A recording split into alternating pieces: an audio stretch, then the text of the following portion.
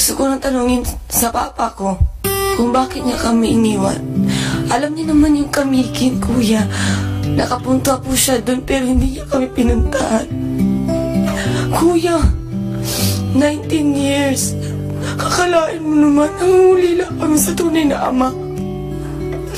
Hindi niya naisip na lapit kami. Ang sakit, kuya, kasi buhay pa siya. Hindi lang siya buhay, may pamilya pa siya.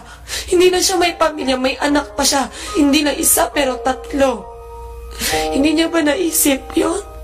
Na nandito kami. Gusto rin namin maranasan yung pag-alaga niya. Yung paano niya pinalaki yung mga anak niya.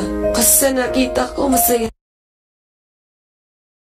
Ako nag-message ko sa kayo, ayokong maging magulo yung pamilya nila. Ayokong maranasan ng mga kapatid ko na may gulo sa buhay nila. Kahit sinabi ko sa'yo na wala ng tatay ko, pwede ba ikaw yung maging tatay ko? Pero tinanggap mo ako bilang anak mo.